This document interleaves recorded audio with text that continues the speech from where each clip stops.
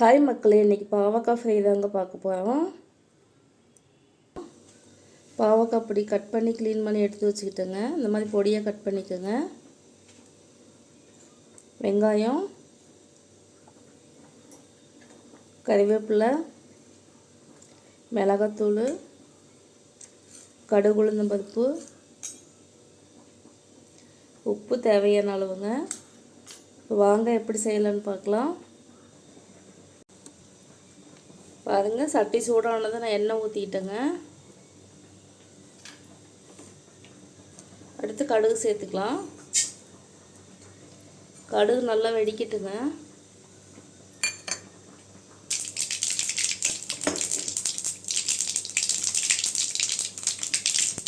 இப்போ கடுகு வெடிச்சிருச்சுங்க. கருவேப்பிலை சேர்த்துக்கலாம்.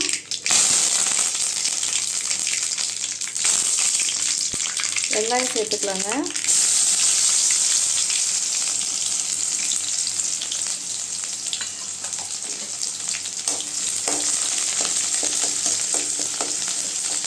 வெங்காயம் கொஞ்சம் வதங்கட்டுங்க.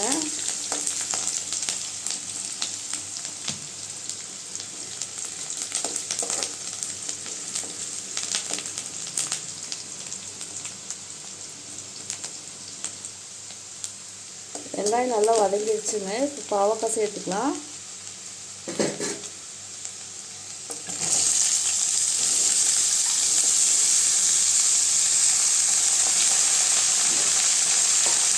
காய் சேர்த்துட்டு நல்லா கிண்டி விட்டுக்கலாங்க.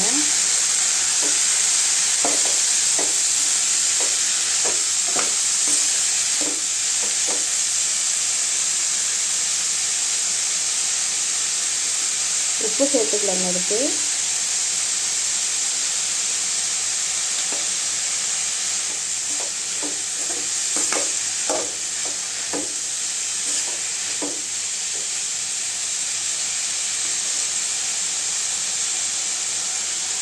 காய் நல்லா சிம்மில் வச்சு வேக விடணுங்க. அப்பப்போ கிண்டி விட்டுக்கலாம்.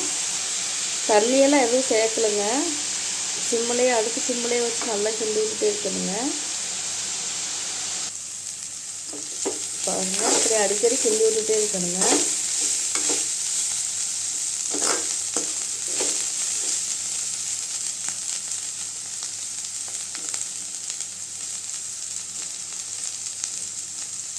இந்த கொஞ்ச நேரம் இருக்கணுங்க.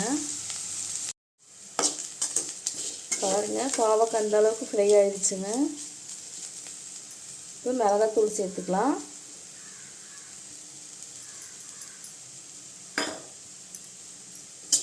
ஒரு 2 நிமிஷம் நல்லா கிண்டி விட்டுக்கலாங்க.